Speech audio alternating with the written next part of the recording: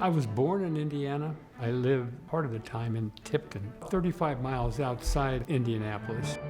I'm talking about rural Indiana, where there wasn't always running water in some of the homes out there. It was a great life. They had a stream, and I could go catch catfish. But my dad passed away when I was 8. My mom was determined she was going to get her 3 sons and herself to California. She sold our old jalopy to the wrecking yard. She was collecting Social Security for $60 and bought 4 train tickets to Pasadena. And that's how we got here. The 4 of us moved to a hotel room until she was able to find a job, which she eventually did as a stock clerk for a grocery store in Pasadena.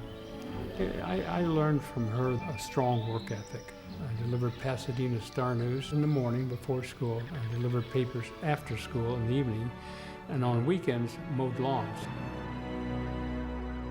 My high school, it was almost in East LA, in San Gabriel, Mark Keppel High School.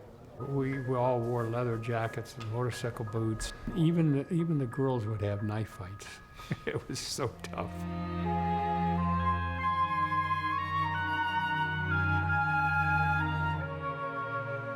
I met Sally working in a service station. My brother and I traded cars for the night, and I couldn't keep it running. I thought it was out of gas, so I walked to this gas station. Sally said, I only dated you because I wanted to date a gangster. He went to a crosstown high school, so very different lifestyle and life than I had. But she was responsible for motivating me to get in and get through college. We came up to San Jose when there were 5,000 students, and it was a little town, and it was a great place to be.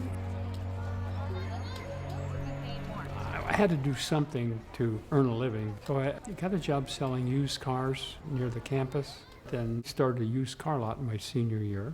Then about 3 years after graduation, I was able to borrow enough money to open a new car dealership. We started out with domestic cars, and then we started acquiring import franchises. And so over the following 45 years, we had virtually every European make except Ferrari and Volkswagen, and every Japanese make except Toyota. Sally was teaching school and started a design business. I love color. I've always said, you know, if you're going to do beige, you don't need me. And my big thing is art and education. And the art in this house, almost all of it is artists that have been involved in the arts education. And Montalvo in the town of Saratoga sort of ran out of money, and they were trying to get it going again, and they asked me if I would be involved, and I became the first woman on board of trustees president. I looked around and I thought, 175 acres. We could build an artist residence center there. And we've been very fortunate being still involved with San Jose State. I stay close to the School of Business and the Graduate School of Business. I was raised in a family that was very community-minded. I mean, that was part of my family's culture. And we support the hospital because why wouldn't you? I mean, you know, it's a wonderful hospital. The art on the walls takes your mind off your aches and pains. I mean, how many hospitals have you ever known that have an art curator? It's amazing. And then in the hospital, we have the executive wellness program, a partnership arrangement between the hospital and Dr. Craig Geiler. And it says executive program, but let me tell you, it's for everybody. That term actually started years ago, 35 years ago, and it really means not just a regular physical, but a very in-depth examination. The evaluation takes a good day, about 6.5 to 7 hours.